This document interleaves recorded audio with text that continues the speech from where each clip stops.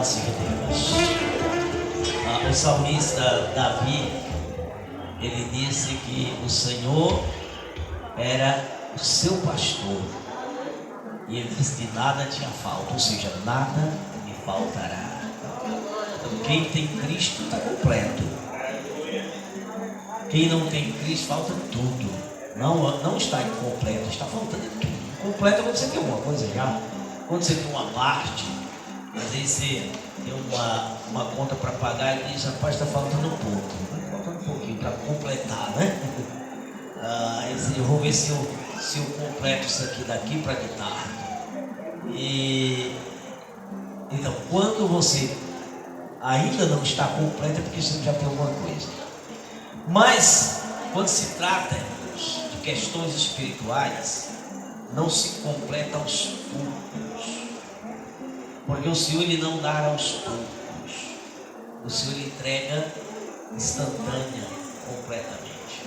Então, se nós temos Cristo, temos falta de nada. Se Ele é a fonte de tudo, então nós não temos falta de nada. Você pode dizer: pastor, mas eu estou doente, não estou com saúde, está me faltando saúde. Mas você não tem o Senhor que cura. Então não está faltando saúde. Você tem que providenciar saúde. Pastor, eu estou passando apertado financeiramente, mas você tem o dono da prata e do ouro. Não está faltando. Não está faltando. E se Ele está lhe provando, te provando, mesmo assim não falta nada. Mesmo assim não falta nada. Só tem uma coisa, que o Senhor não nos prova com tentação nem com pecado. Quando o Senhor nos prova, agindo para melhorar a nossa conduta, nosso comportamento, nosso relacionamento com Ele. Ele não nos tenta, Ele nos prova. E provar significa você levar a uma melhor condição. Mas contudo nós já estamos completos, porque o Senhor é a fonte de tudo. Igreja, vamos refletir um pouquinho na palavra do Senhor. Vamos extrair desse texto que nós lemos uma lição profunda, uma lição extraordinária, que talvez você não tenha percebido ainda. Glória a Jesus. Eu quero ler o versículo 15. Lemos o capítulo 19 todo, mas eu quero ler o versículo 15 com a igreja.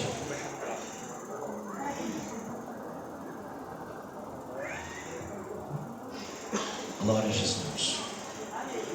No mesmo livro que nós lemos há pouco, Evangelho de Jesus, escrito por João, capítulo de número 19 e o versículo de número 15.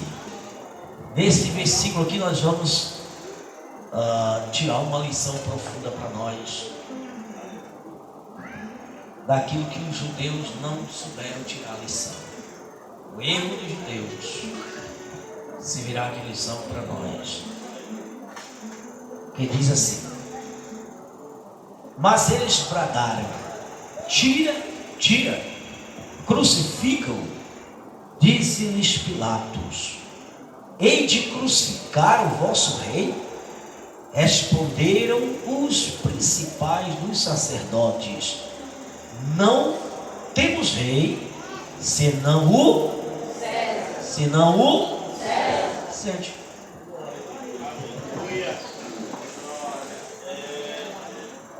Glória a Deus.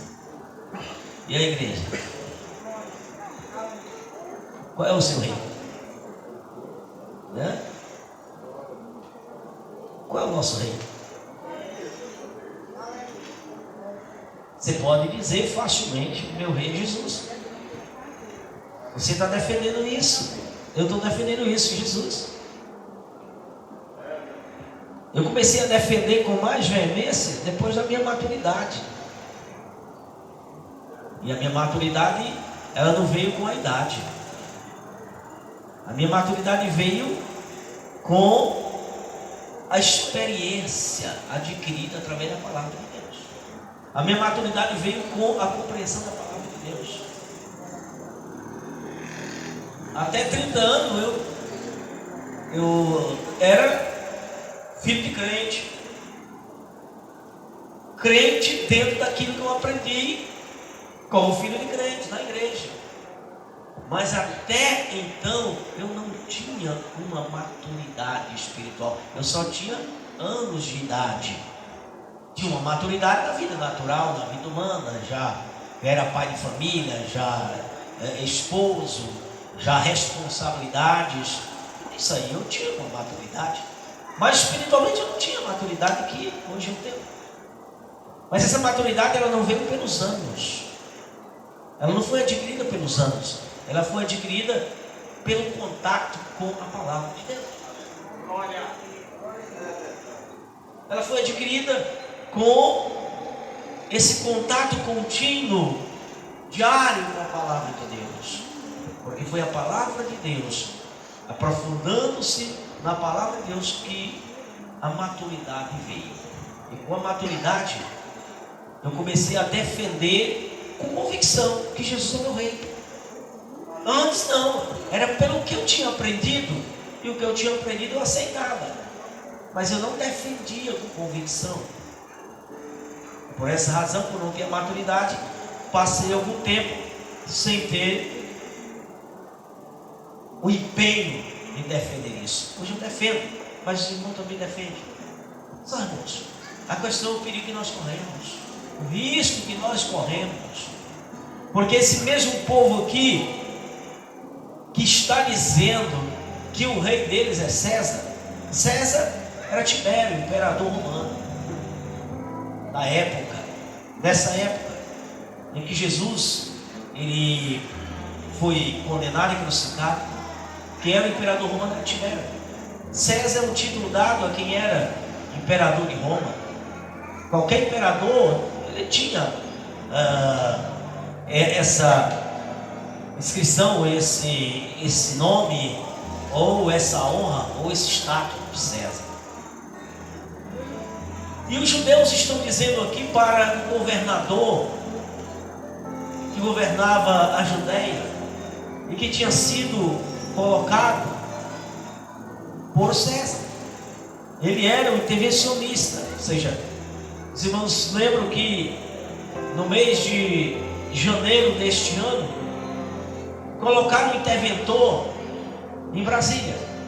Tiraram o governador eleito pelo voto popular, pela vontade do povo, e botaram um interventor em Brasília, contrariando a vontade do povo.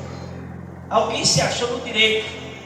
Então, o atual presidente da República agiu como um rei, ditador. Ele pôs e botou um interventor. Ele botou um outro governador que ele sozinho elegeu, contrariando o que os milhares e milhares de brasileiros que quem tinha direito de escolher. Assim, irmão, César era um ditador. César era um ditador. E numa ditadura, quem escolhe no lugar do povo é o ditador. E o ditador Tibério, ele escolheu um interventor para a Judeia, porque houve problema com um dos herdeiros do trono de Israel, um dos herdeiros dos filhos, descendente de Herodes o Grande, aquele que governava todo Israel quando Jesus nasceu. Um descendente dele passou na morte dele a ser um dos governantes, porque a Judéia foi dividida em 4 partes, dividida em 4 filhos, e cada filho ficou com uma parte, e uma das partes era a Judéia. E durante esse período, nesse governo hereditário, houve um problema, e César reprovou aquele governante que era descendente de Herodes, e o eliminou, e ele colocou um interventor. E Pilatos era um interventor. Pilatos era um romano, e que estava governando de acordo com a vontade de César. E Pilatos governava nessa época. Agora é bom nós entendermos, irmão, que os judeus eles tinham como rei a Deus. O rei deles era Deus. É um povo que nunca abriu mão de ter Deus como seu rei, e de que esperava um rei que viesse. Porque na época que Jesus veio, quem imperava sobre a Palestina era Roma. E nesse momento, no tempo de Jesus, adulto, era Tibério, César. E os judeus queriam a libertação, a independência de Roma. Eles queriam estar livres do governo de Roma. Eles não queriam César como rei. A nação de Israel abominava Roma. Eles abominavam Roma. Eles não queriam, estavam, porque Roma era poderosa e subjugou a Palestina. Mas os judeus não queriam. E sempre teve motim. Sempre teve motim. O que é motim? É movimento revolucionário para sair de uma situação em que o povo está envolvido, para ganhar a independência de um poder subjugador. E eles tentavam o movimento, desde que Israel ficou subjugado a várias nações, a vários impérios, mas nesse período era o Império Romano. E é revelado em Atos capítulo de número 5, versículo 35, uma narração de um grande mestre de Israel chamado Gamaliel. Ele cita ali no capítulo 35 que se levantou-se um homem chamado Teuda em um movimento revolucionário e chegou a juntar ali um grupo de 400 homens. Ele chegou a um movimento de 400 homens, ele ia aumentando o número de pessoas que ele convencia a lutar contra Roma, porque eles não aceitavam o governo de Roma. César não era governo dele, eles só aceitavam César. Só que esse Teuda, ele morreu, e como ele morreu, era o líder, os outros não tiveram capacidade de continuar com o movimento, pereceu. Depois levantou outro chamado Judas Galileu, está no versículo 36 de Atos, no capítulo 5. Isso Gamaliel falando, alertando os judeus acerca de motivo, acerca de tentar destruir os apóstolos. E eles levantou Judas Galileu se dizendo alguma coisa, e também juntou uma multidão. Esse juntou milhares de pessoas. E qual era o movimento?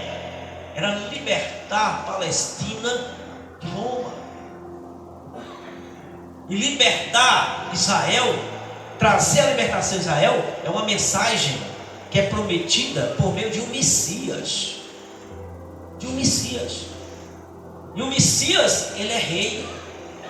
E o Messias descendente de Davi. Esse Messias está ali. Teuda não era o Messias. Teuda não era o descendente de Davi. Teuda não era o escolhido de Deus, pereceu. Judas o Galileu não era o Messias, não era o descendente de Davi, não era o escolhido de Deus, não era o Messias. E eles esperavam o Messias, porque o Messias é rei. O rei que liberta Israel, liberta a Palestina dos domínios de um império subjugador. Ali está o Messias, Jesus. Ele é o Messias. O próprio nome já diz que ele é Salvador. Ele é descendente de Davi, e a linhagem prova, e os judeus sabem disso, porque os judeus são apaixonados por genealogia. Os judeus, eles não abrem mão de levar em conta a genealogia para saber de quem ele é descendente. A genealogia é importante para o judeu, talvez não seja para nós. Brasileiro e outros povos talvez não levem muito em conta a sua genealogia, No Brasil, cada vez diminui essa importância. E primeiro as pessoas não levavam importância. Rapaz, eu sou filho de fulano de tal. Honrava papai, mamãe e tinha o prazer de dizer: meu pai é fulano. Hoje não existe mais na maioria das famílias isso. O nome do pai dava prestígio ao filho. As pessoas respeitavam os filhos por causa do pai. Hoje, irmão, ninguém quer mais levar isso em conta. Mas em Israel ainda se prevalece o respeito, a valorização da genealogia. Cada judeu ele procura saber qual é a sua origem. Ele sabe que todos eles são originários de Abraão. Ele sabe que todos eles são originários de Isaac. Mas eles querem saber de qual linhagem de Jacó eles são. Isso é interessante, igreja. Porque na linhagem de Jacó que sai 12 descendências. E dessas 12 descendências, tem uma delas que sai o Messias. Isso é importante. Uma delas é o Messias. E o Messias é descendente de Davi. Descendente legal. E Jesus está ali cumprindo tudo que a lei prescrevia e estabelecia com a condição do Messias, do enviado de Deus. Então está ali que eles tanto esperavam para trazer a libertação de César. Agora é de César, não é de Nabucodonosor. Não é de Dario, não é de Ciro, não é de Alexandre o Grande, não é de Eutico, não.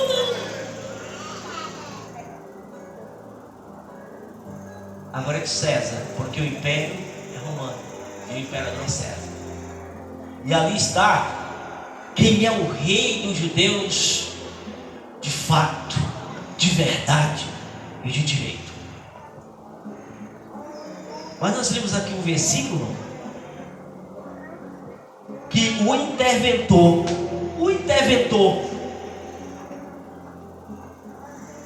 Pilatos, que está julgando e não encontra nenhum pecado, nenhum ato criminoso,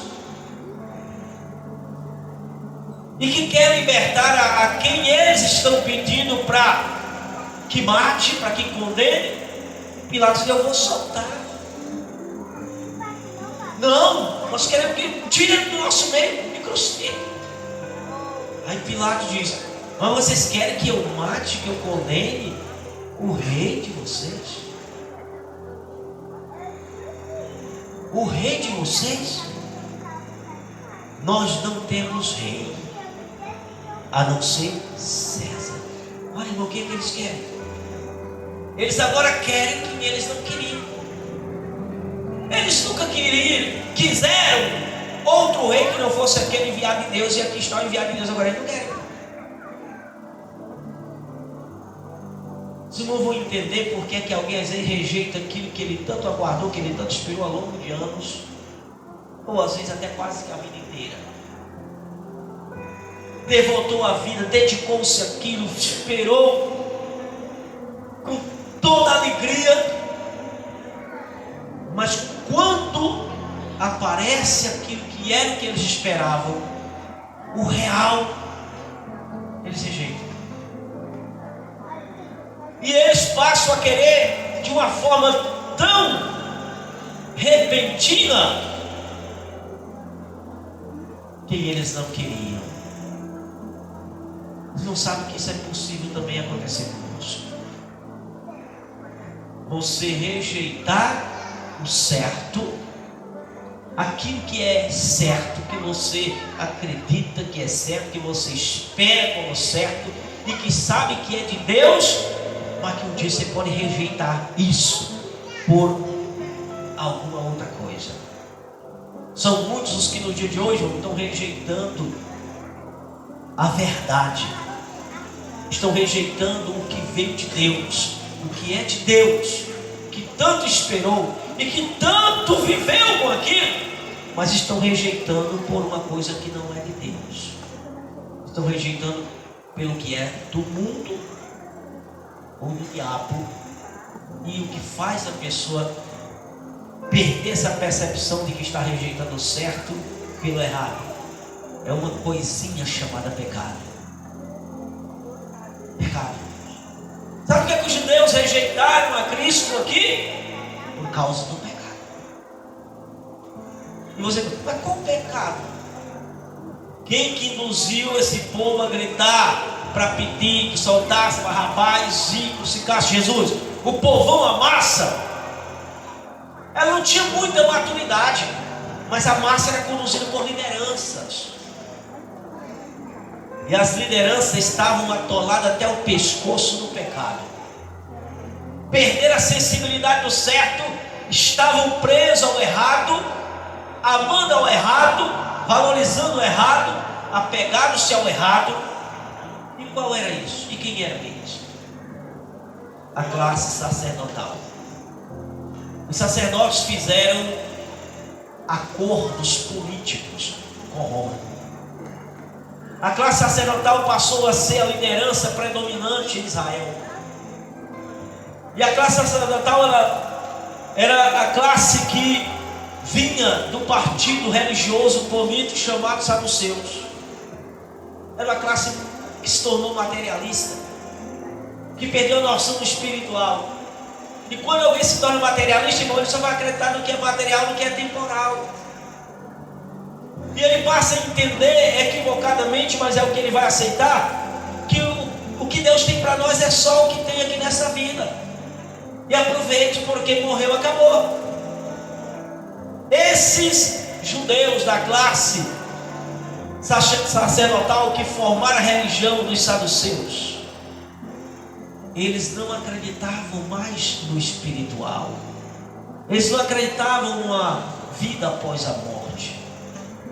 Para eles era apenas que as pessoas vêm uma única vez, e elas vêm e elas nascem, crescem, ficam adultas e morrem e acabou. Só tem a vida natural e fim de papo. Então aproveite, é essa vida que Deus dá, aproveite. E era o que eles estavam fazendo, aproveitando. E começaram a fazer acordo político para tirar vantagem econômica. Tomaram logo o comando no templo, assumiram o controle do templo plenamente. E toda a riqueza do templo estava no controle dele, toda a renda do templo estava no controle dele. Achava um pouco. E você já viu alguém amante de dinheiro achar que é suficiente o que ele tem? O amante de dinheiro, ele vai querer mais, porque o que ele tem é pouco. Ele pode ganhar o mundo, mas não é pouco. Aí quando ele percebe que ganhou o mundo e ele acha que é pouco, não dá para ganhar o céu e ganhar o inferno. Quando ele dá mais um passo, que ganha o mundo, não ganha o céu, ele ganha o inferno de presente, que é o que Jesus diz. Então, igreja, a classe sacerdotal predominava, dominava o povo. Tinha outro grupo religioso, esse era mais espirituais. Eram hipócritas, mas eram espirituais. Porque a pessoa pode ser espiritual e ser hipócrita. Ser espiritual, vocês vão acreditar nas coisas espirituais. E os fariseus acreditavam no mundo espiritual, nas coisas espirituais. Eles acreditavam numa vida após a morte, eles acreditavam numa ressurreição, eles acreditavam numa morada dos céus. E eles acreditavam numa restauração da terra e numa morada na terra. Eles acreditavam nisso. Só que esse grupo religioso, eles não tinham o controle político da nação. Quem tinha o controle político era o grupo da classe sacerdotal, que eram os saduceus. E essa classe sacerdotal, como dominava Israel, como Israel foi dominada por Roma, eles fizeram logo acordo para eles continuarem no poder. E Roma aceitou que eles ficassem no poder. E eles dominavam. Eles eram os líderes da corte maior, do Supremo Tribunal de Israel. O Sinédrio não decidia as questões só de Jerusalém, não. Decidiam as questões de todo Israel, de toda a Palestina. Que era decidido ali e valia para toda a Palestina. E o que é que eles fizeram? Acordo com Roma, por conta de posição, de poder econômico, e por conta disso eles não queriam perder essa boquinha de jeito nenhum. É igual o nosso Supremo Tribunal Federal. Amam tanto dinheiro, amam tanta posição que estão, que os outros estão tão corruptos que eles só são a favor do que é errado. Só são a favor do que é errado. Eles são contra tudo que é certo. Assim estavam os fariseus e os saduceus. Principalmente os saduceus. Esses estavam do lado de tudo que era errado. Do que era certo não.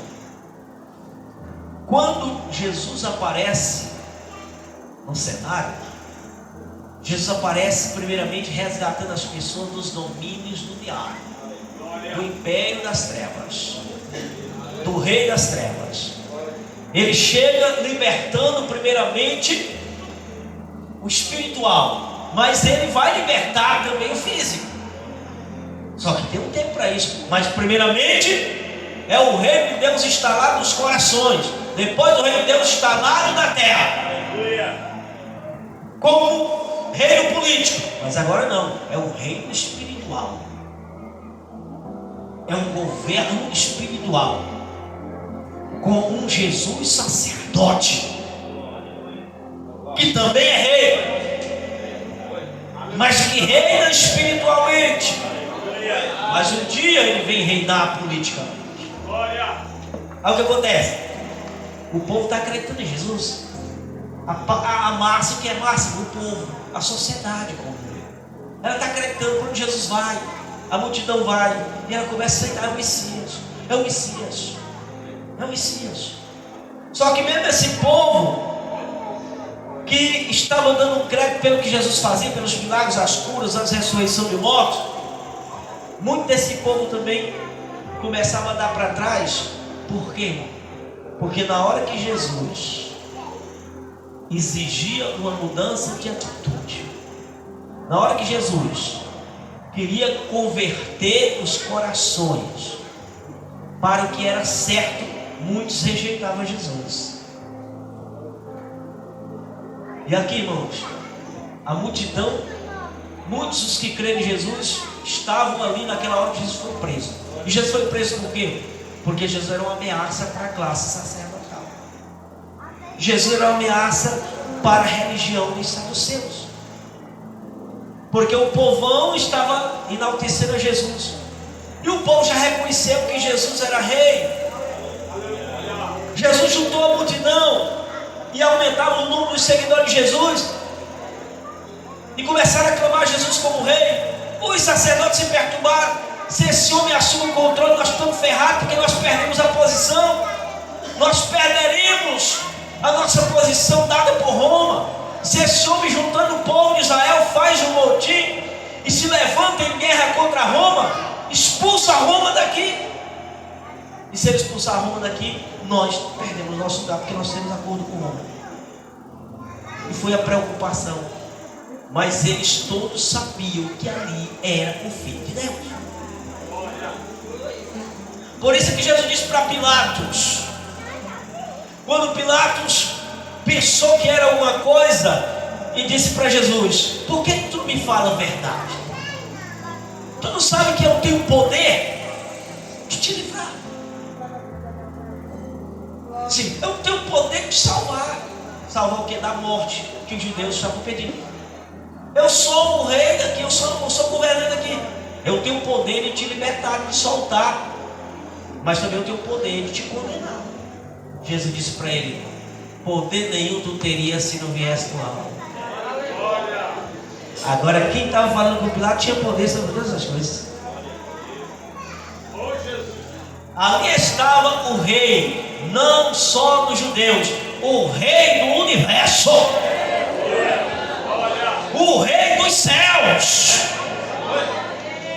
porque a ele foi dado todo o poder dos céus e da terra. Mas ele humildemente diz para Pilatos, sem arrogância: nenhum poder tu terias contra mim, se no alto não fosse te dar. Pilatos mais uma vez disse: esse homem não tem culpa, eu vou soltar.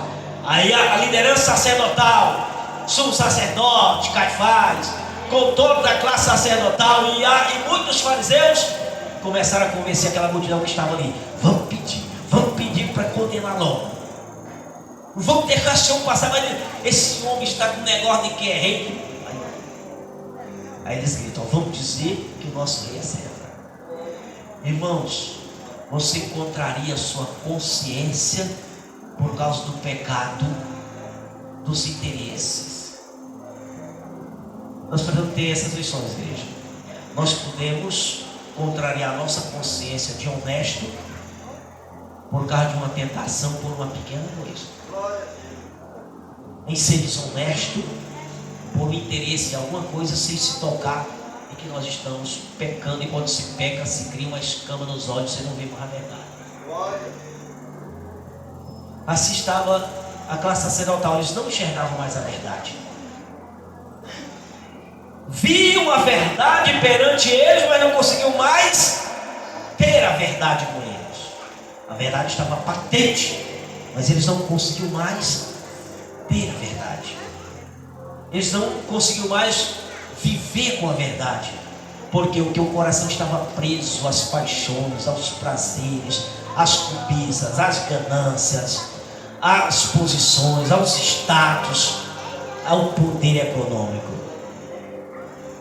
Assim está, irmão, a nossa classe política. E assim também está o coração de muitas pessoas que nem é político, que nem é artista, que não tem nenhuma fama por nenhum cargo, e que às vezes é uma pessoa que está no anonimato da sociedade, mas ele tem o coração preso a cobiça, a paixões, e ele não consegue mais ver que o rei dele é Jesus, que Jesus quer reinar sobre a vida dele. Mas a pessoa não consegue mais querer que a verdade lhe reine. Irmão, quando o pecado domina a nossa vida, quem já conheceu e viveu na verdade e já esteve afastado sabe, você não quer mais, você não consegue, apesar de até querer a verdade, mas você não deixa mais a verdade entrar em você, porque você está dominado pelo pecado. Foi o pecado dos judeus. Mataram a Jesus porque não conseguiu mais aceitar Jesus em suas vidas, porque estavam escravos dos pecados que Jesus tanto reprova. Irmãos, a pessoa liberta, ela não tem dificuldade de adorar Jesus. A pessoa liberta, ela não tem dificuldade de cultuar Jesus. A pessoa liberta, ela não tem dificuldade de conversar com Jesus. A pessoa liberta, ela não tem dificuldade de falar de Jesus para ninguém. A pessoa liberta, ela não tem dificuldade de se alegrar na presença do Senhor. A pessoa liberta, ela não vive choramingando, murmurando e deprimida. Liberta, já está dizendo, liberta.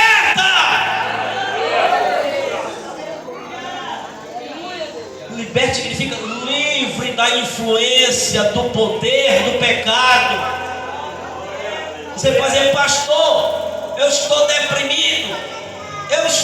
Depressão é pecado? Não. Depressão é uma consequência do pecado. Não é a depressão em si que é o pecado, é uma consequência do pecado. Identifique qual é o pecado que está levando a depressão. Se liberte, que a depressão se acaba. Mas aí alguém quer convencer que a depressão é um pecado e não vai convencer nunca, e a pessoa nunca vai descobrir qual é o pecado que está levando a depressão. Nós temos que entender consequência do pecado e o pecado que causa consequência. A consequência só sai no dia que arrancar a causa. Guarde isso, depressão não é pecado, mas ela é uma consequência de um pecado. Descubra onde é que está o pecado. Está dentro, mas descubra qual é. Arranque, que você vai ser liberta simultaneamente. Você vai sentir a consequência da purificação. Se nós sentimos a consequência da chegada do pecado, nós vamos sentir também a consequência da purificação. É instantâneo.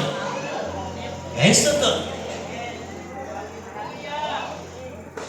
Nós não temos rei, mas está ali o rei deles, real, verdadeiro,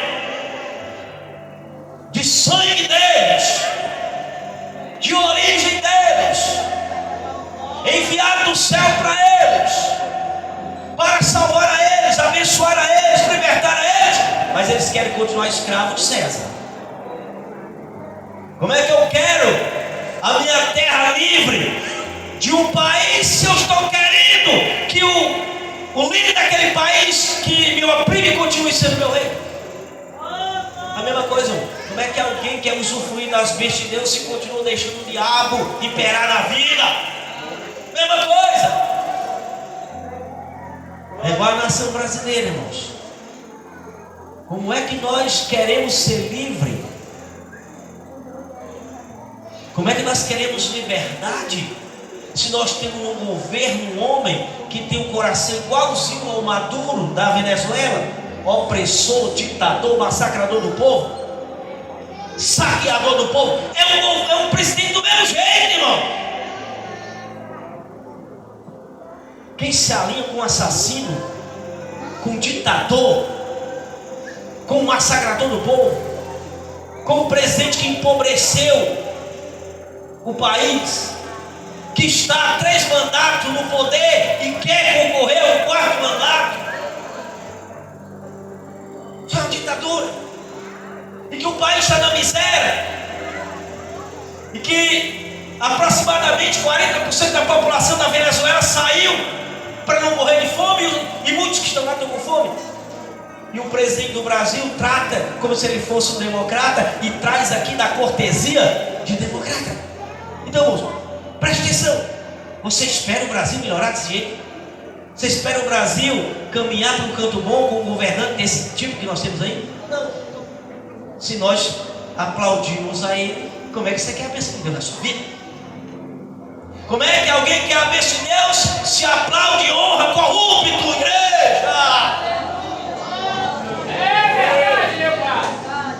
Como é que você quer que Deus te abençoe se você está alinhado com o corrupto? Como é que Israel queria a bênção de Deus se estavam se alinhando com a corrupção de Roma? Como é que a nação de Israel poderia ter bênção? A Judéia poderia ter bênção? Jerusalém poderia ter bênção? Se a liderança religiosa e política estava envolvida com a corrupção de Roma? Não pode ter bênção. E a quem eles disseram que era rei deles? Nosso rei é César. O tempo passou, irmãos. Não tiveram bênção daí para frente. Eles mataram o verdadeiro rei deles. O verdadeiro rei deles foi morto. Ressuscitou o 3º dia. Subiu ao céu. Está entronizado. Está com a coroa de rei eterno. Vai voltar. E todos vão prestar conta com ele. Mas uma parte da prestação de conta já aconteceu. Olha, irmãos, se você ler a história um pouquinho, o rei deles, que eles pediram, nosso rei é César.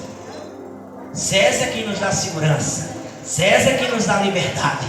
César é quem nos faz um povo feliz. César é quem nos faz um povo autônomo. César, título de imperador romano. No ano 70, César massacra Jerusalém. César destrói Jerusalém. César destrói até o templo. Aqueles que eles ovacionaram e que disseram nosso rei é César, destruiu a eles, dispersou os que não foram mortos, dispersou pelo mundo, foi vendo miséria. E se Deus não fosse misericordioso por promessa que fez a Abraão, que era crente fiel, Os judeus tinham sido dizimados do mundo todo e acabado, mas o Senhor, com misericórdia, foi poupando a eles onde estavam e abençoando os países onde estavam. Os países que acolheram os judeus, Deus abençoou os judeus e abençoou as nações. Mas eles ainda não receberam o rei que eles mataram. Aí se levantou na década de 40, mas se aproximou para a década de 50. Se levantou um maluco no mundo, um alemão maluco, o nazista, sim, ali sim, era um nazista. Hitler, ele queria acabar com os judeus. E aonde ele conseguiu ir dominando os países que ele foi conseguindo dominando na Segunda Guerra Mundial, tinha muito judeu. E ele foi prendendo esses judeus e foi confinando esses judeus e foi matando esses judeus. E a história secular não tem como esconder esse fato. A esquerda podre tenta esconder esse fato, mas não consegue esconder, porque é um fato que foi brutal. E quase 7 milhões de judeus foram dizimados, foram mortos, destruídos, sentenciados, fuzilados e mortos por ordem de Hitler, um ditador. Mas Deus foi misericordioso e ele cessou a guerra mundial com países que eram mais cristãos, que decidiram se alinhar e derrotar Hitler, derrotar. E muitos judeus foram poupados. Deus está poupando esse povo, irmão, por misericórdia, porque ele fez um pacto com Abraão e Deus não quebra. Por causa de Abraão fiel, e que tinha Jesus como seu rei, e que tem Jesus como seu rei, por causa da promessa de Abraão, Deus poupa os judeus. Mas a minha, você, ele vai poupar por causa de quem? A minha, você, irmão. Aos judeus ele poupa pela misericórdia, mas levando em conta a promessa de Abraão. E a minha, você que não somos judeus, o que ele vai levar em conta para poupar a minha, a sua vida? Irmãos, nós não temos essa opção que os judeus têm. Se nós levantar como nosso rei, nós estamos ferrados. Os judeus rejeitaram o rei Jesus, mas eles estão tendo uma oportunidade, porque Deus, o Pai, ele tinha uma promessa com Abraão, e por causa dessa promessa, ele poupa. Ele vai conservar judeus, e a família judaica vai continuar existindo para sempre. Mas a minha, você, nós não temos um pai Abraão, igreja. Eu sei que tem muito crente por aí que está iludido que tem um pai Abraão. Tanto é que tem um bocado de crente aí que agora está querendo falar o hebraico, está querendo pregar no hebraico para brasileiro, está querendo se envolver com as tradições judaicas, porque estão acreditando que Abraão é o pai dele. Não, igreja! Abraão é o pai dos judeus. Nós só fomos alcançados pelas bênçãos. Preste atenção. Nós não temos vínculo sanguíneo com Abraão, garantia de ser preservado por causa de Abraão. Eu e você não temos. Nós só temos uma bênção que veio por meio do povo de Abraão, e essa bênção é a graça da salvação. Mas se você rejeitar o rei que veio, aquele que a Bíblia chama de posteridade, ou seja, um que descenderia de Abraão, e esse um era o Messias, no caso Jesus, por meio desse nós seríamos agraciados com a salvação. Se você rejeitar a Jesus, está ferrado, porque você não tem uma segunda opção por meio de Abraão, porque você não é judeu. Se eu rejeitar Jesus, a Bíblia diz: todo vitupério que caiu sobre Jesus, eu serei responsabilizado. Se eu rejeitar a Jesus, eu serei culpado da morte dele, eu serei assassino dele, assim como foi Caifás, assim como foi Pilatos, eu também serei. Se eu rejeitar Jesus, não tenho chance. Então, igreja, quem é seu rei de verdade? Será que você está negando esse rei por alguma coisa? Está negando por uma amizade? A amizade está sendo mais importante do que Jesus? A amizade está te influenciando mais do que o que Jesus quer influenciar na sua vida? Será que as redes sociais não estão tendo mais influência na sua vida do que mesmo Jesus através da palavra? Será que não é um curso, uma faculdade, a profissão?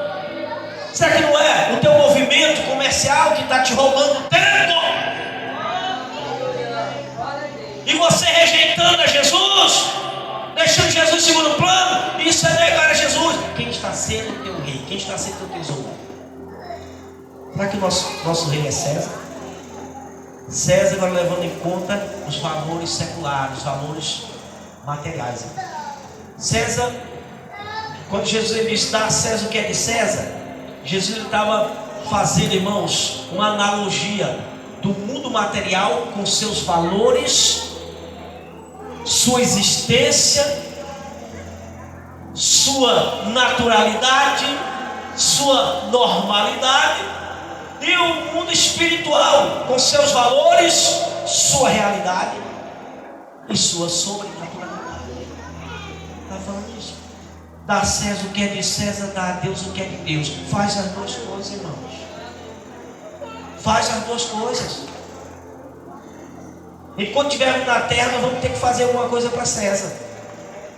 Você é um ser natural que vive numa nação, que nessa nação você tem responsabilidade como cidadão, tem responsabilidade como cidadão de dar a sua contribuição, seja financeira com o pagamento dos tributos, seja como serviço prestado como servidor público, ou seja como profissional liberal. Você está prestando um serviço à nação, seja como comerciante, seja como for, você está prestando um serviço. Então você preste serviço, mas você não negue o Rei Jesus. Presta o serviço a Jesus. Dá o teu serviço a Jesus. Irmão, se eu tenho condição de ir para o trabalho 5 dias por semana, eu não tenho condição de ter 5 dias também servir a Jesus? Seja justo. Sejam honestos. Se eu não tenho condição de ir para um trabalho e passar 8 horas lá todo dia, será que eu não tenho condição de ter 1 hora todo dia com Jesus? Tenho! E por que eu não tenho? Porque eu estou dando valor mais a César. O meu rei está sendo César. Eu vou todo dia para o trabalho, mas eu só venho para a casa de Deus no domingo. Epa! Guarda essa palavra no teu coração, porque eu não quero levar a culpa de não deixar você com sede. Eu não vou levar essa responsabilidade comigo de ser culpado de alguém não entender e não viver a verdade por falta de ensino.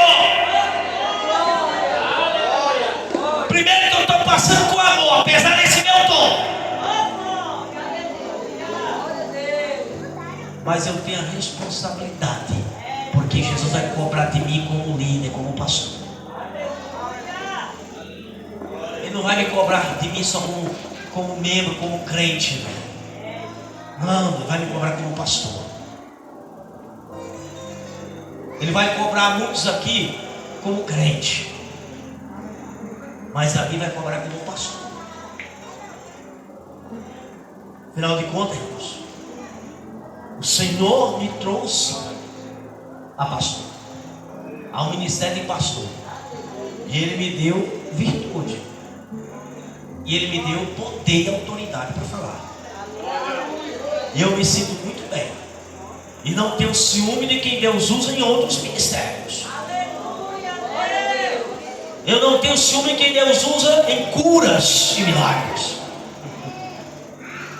Eu não tenho ciúme de quem Deus usa em línguas estranhas e repartidas.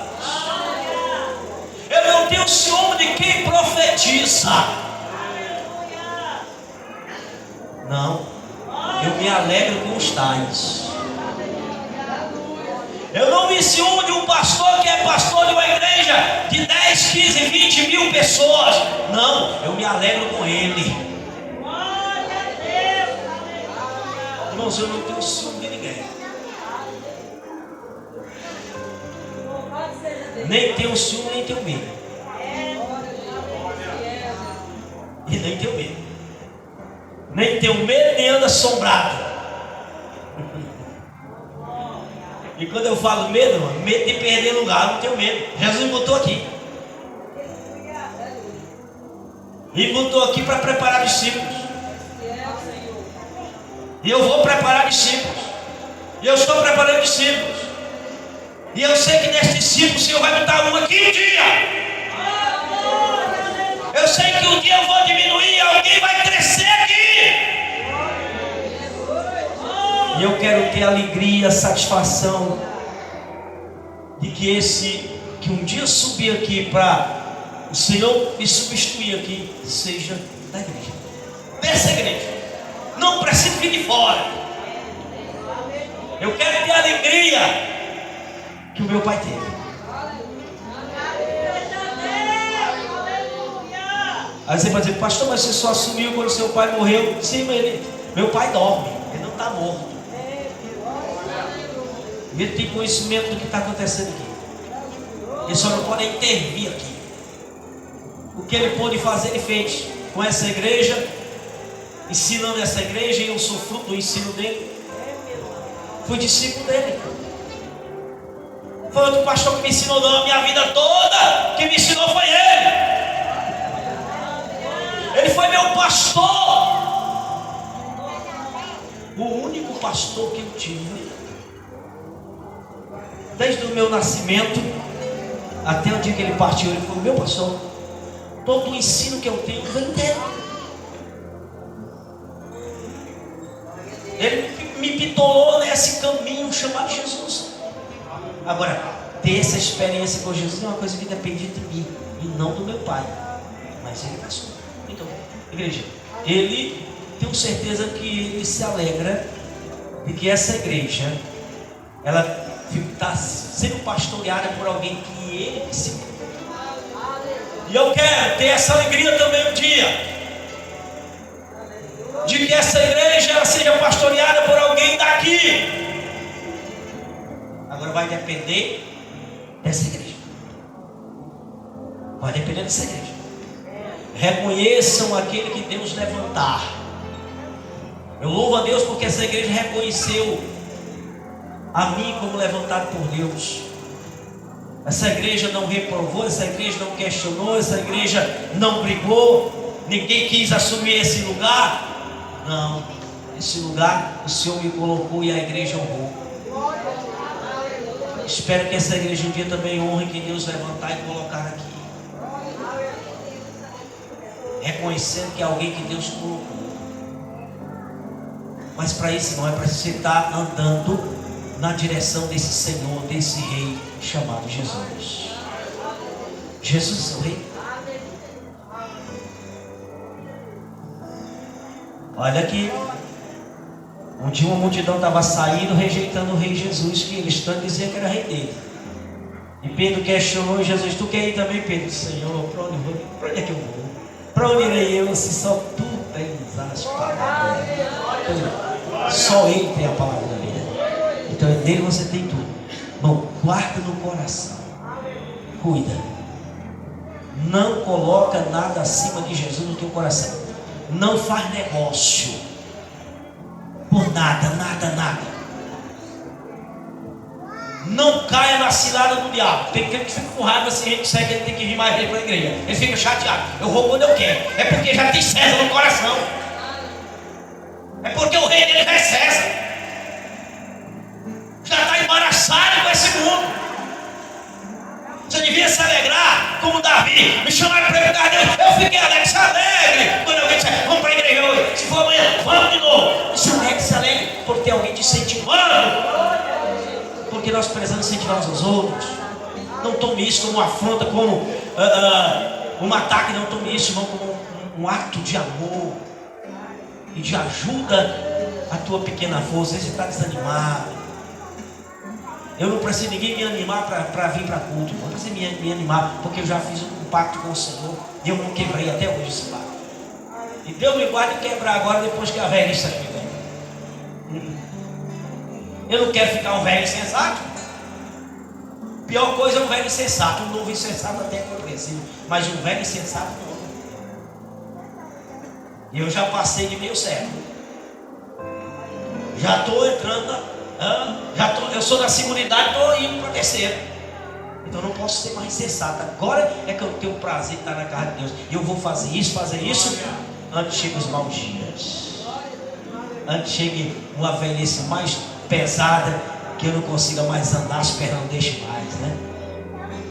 Que os guardas não conseguem mais. Antes que a coluna cervical não deixe mais eu ficar em pé. Antes que os olhos não consigam mais enxergar nada. Antes que os ouvidos não escutem mais nada. É o que está lá em Eclesiastes. A velhice traz essas consequências todinhas. Tem alguns irmãos que não estão na igreja hoje, irmão, por causa da velhice. As consequências que a velhice traz. Duas irmãs era para mim buscar hoje e elas entraram em contato dizendo que não pode. A coluna, né? Dorsal, cervical, não deixou elas ir. É o que a Bíblia chama corrente de prata, lá em Eclesiastes. A coluna, estou doido da coluna. Tinha um que estava sem poder andar. Não é isso. Tem outro por causa, e é mais novo, mas por causa de coluna teve que fazer a cirurgia, criou um problemazinho, teve que ir para atendimento médico e não pode estar aqui hoje. Então vai chegar os maus dias que você não tem contentamento, condição de vir para a igreja. Aproveita que você está cheio de saúde, irmão. Deixa de bobagem. Venha para a igreja. Queria eu que essa igreja funcionasse todo dia. Queria eu que essa igreja fosse aberta, as portas, todo dia, às 7 da noite. E todo dia tivesse desse jeito aqui, você pode estar todo dia aqui. Todos que estão aqui podem estar todo dia aqui. Pode ou não pode? Todos que estão aqui hoje podem estar todo dia. Com exceção dos irmãos que são nas congregações, mas pode estar nas congregações de todo dia. Mas os membros dessa igreja podem estar todo dia aqui, à noite. Mas a igreja ela tem 4 cultos só por semana. Esteja nos 4 cultos. Não negue a Jesus, irmão. Faça isso. Se dedique. Venha adorar a Jesus, não tenha prazer. Você vê que a sua vida vai mudar. Você vai ver a diferença que vai ser. Sua alma vai ter uma alegria, um gozo que você até hoje não sentiu na vida. Vamos para a cima, irmãos. Glória a Deus.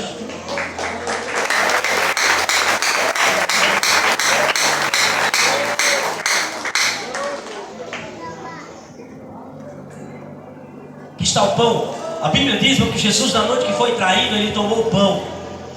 E tendo dado graças, o partir disso, tomai e comei. Isto é meu corpo que é partido por vós, que vai ser entregue por vós. Fazer isto em memória de mim. Deixa eu dizer mais uma coisa para os irmãos. Eu estou repetindo isso algumas vezes. Em todas as nossas ceias, por último, eu estou repetindo. Memória não é lembrança. Apesar de estar ligado a memória, mente, não é memória, mente. Memória é memorial. Memorial é um documento que registra fatos grandes. É registro de fatos gigantescos, impactantes. E qual é o registro? A morte de Jesus. O memorial é a morte de Jesus. Está registrado nos céus, no memorial, porque isso foi feito para salvar a humanidade. E a Bíblia contém registrado. Memorial é em memória, ou seja, de memorial e não de mente, de lembrança. Por isso que a Bíblia diz: se comer indignamente, sem discernir, é arrastar mais pecado para a vida. Se for só para lembrar. É para você entender o valor disso aqui. Memorial é para representar o valor, a importância que a ceia representa. Então, veja aí, irmão, Jesus morreu por você. Se você não der valor, se você não respeitar isso, se você não considerar isso, não levar em conta o que Ele quer em você, a morte dele vai cair a culpa em cima de você e de mim. Jesus já disse isso. Vai ser cobrado de nós como assassino de Jesus. Por isso leva a sério. Mas com alegria e gratidão. Convidamos aqui o presbiteriano para estar consagrando o pão. Glória a Jesus.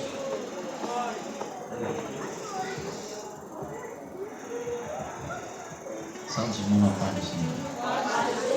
Feche seus olhos. Senhor nosso Deus, nosso Pai, muito obrigado. Te damos graças, Senhor, por toda a compreensão, entendimento.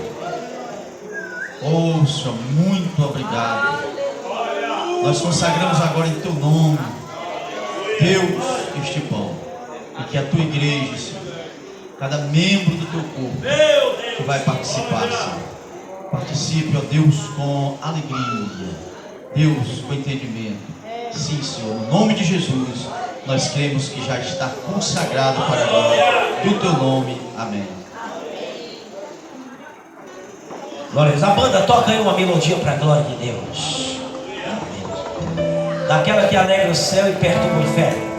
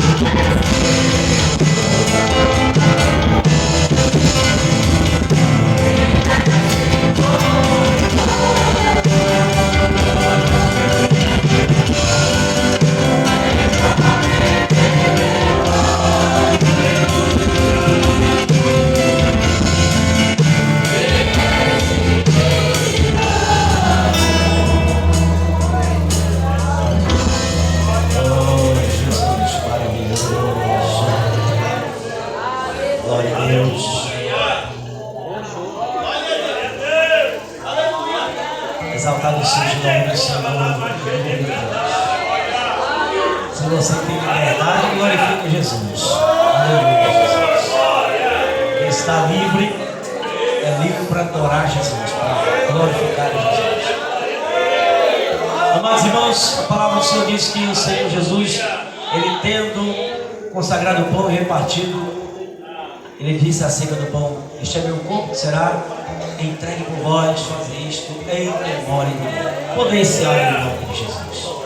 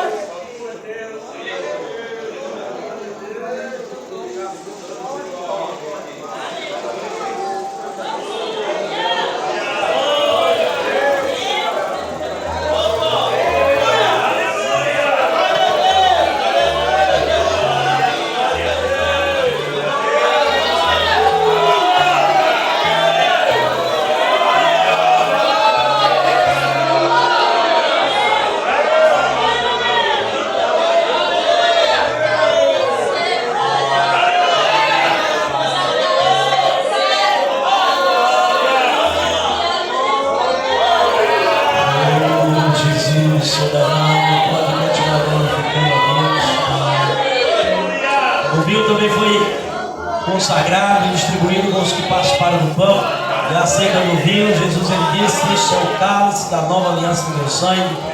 Fazei isto todas as vezes que me perdes em memória.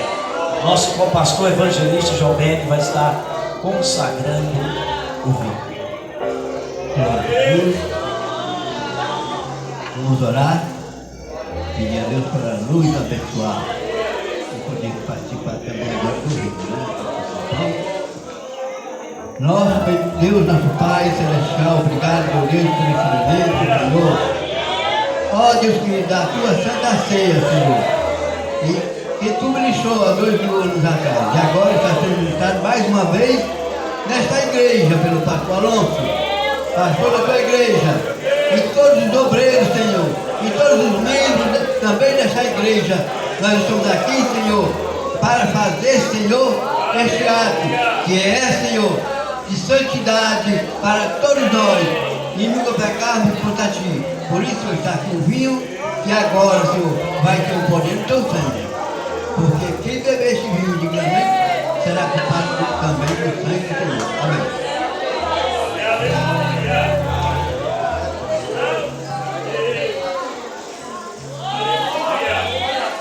Glória a Deus. Espírito Santo, vai lá, melodia. A igreja cantando.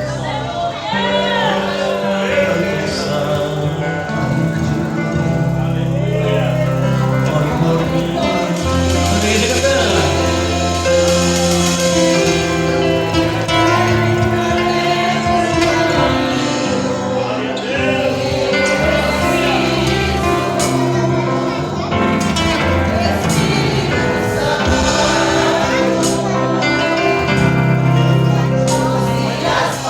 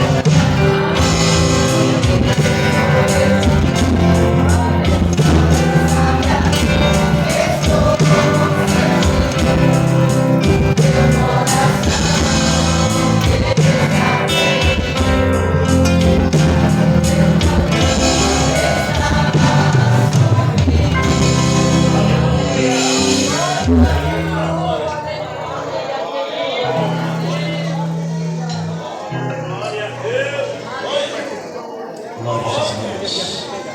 Louvado seja teu nome santo e precioso. Aleluia, Jesus. Glória a Deus. Aleluia, Jesus. Glória a Deus. Louvado seja o nome do Senhor e Salvador Jesus.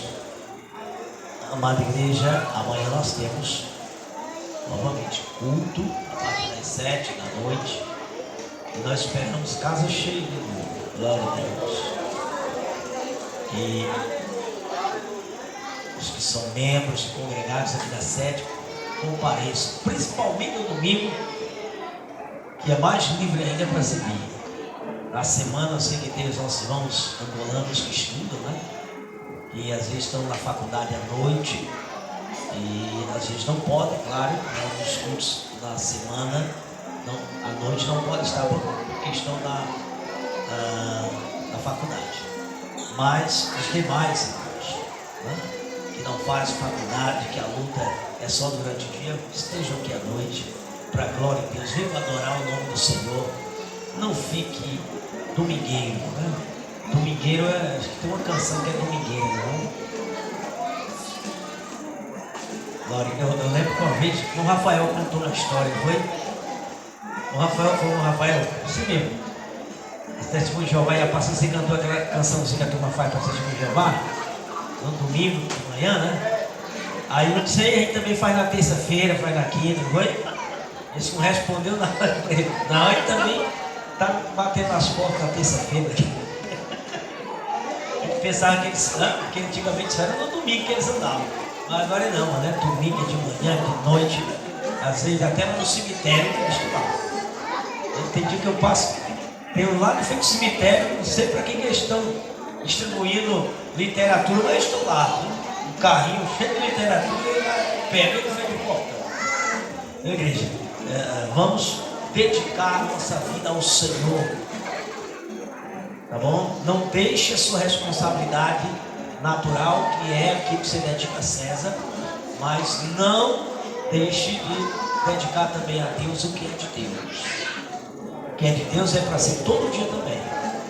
Vamos agradecer ao Senhor, louvar a Deus pela vida de todos que vieram. Só senti falta hoje foi de muita criança.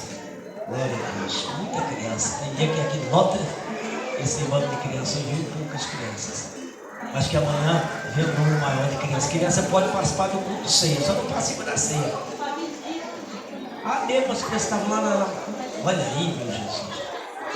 Eu abençoei para ir lá para Montes de Anderson. Já tinha passado pela. Viu como a velha está chegando? A velha está chegando, só não quero esquecer de vir adorar Jesus. Bem, mais crianças, irmãos. Por isso que todos tiveram que foram para visitar a Igreja Batista em Redenção, a caravana lá que foram, por essa razão que diminuiu, né? Montes, né? Tem Batista em Redenção, mas é tradicional, né? Até o nome da igreja eu estou esquecendo. A igreja Montes, ali do pastor Mário. Vamos ficar de pé, igreja, para agradecer o nome do Senhor Jesus. Louvado seja o nome do Senhor. Convidamos aqui para estar orando e abençoando.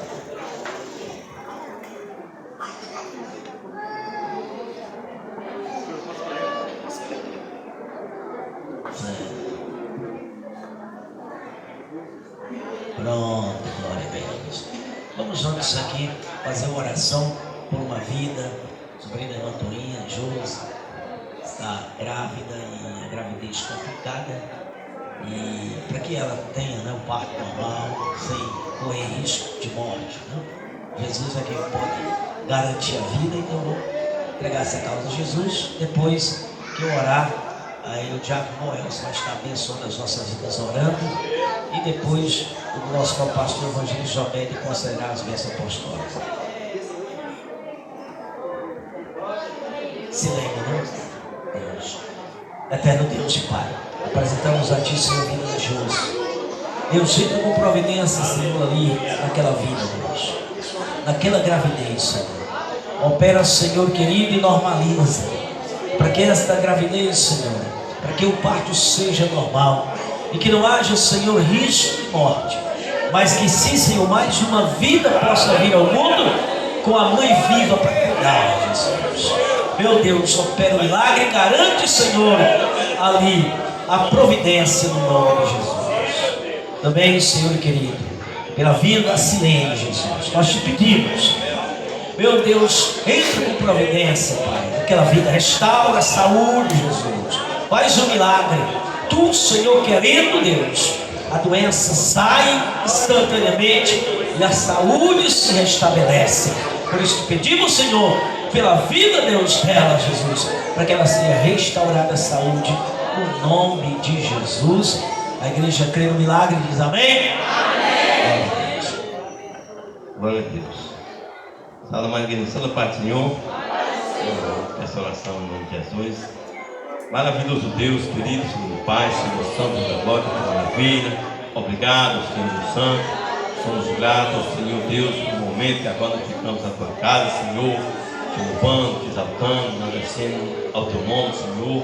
Obrigado por ter falado conosco, Senhor Deus, através dos louvores, através da tua palavra, Senhor. Obrigado, Senhor, que maravilha, Senhor Deus Santo, do Senhor, meu Pai, mais uma vez, se fazer presente no meio do teu povo, Senhor, Pai. Pois a tua palavra diz, o Senhor, que tiver dois ou três reunidos em teu nome, o Senhor se faz presente, o Senhor Deus de glória. E nós possamos, Senhor, podemos sim sentir a tua presença, Senhor, vai se alegrando, Senhor, em te louvar, em te exaltar, Deus. Obrigado a nós termos esse privilégio, Senhor, Pai, em te louvar. O privilégio, Senhor, Pai, estarmos, Senhor, Pai, nessa caminhada, com a certeza, Senhor, que é o Senhor que tem nos sustentado, é o Senhor que tem nos colocado de pé, Senhor Deus, de maravilha. Por nossas forças mesmo nós não conseguiríamos.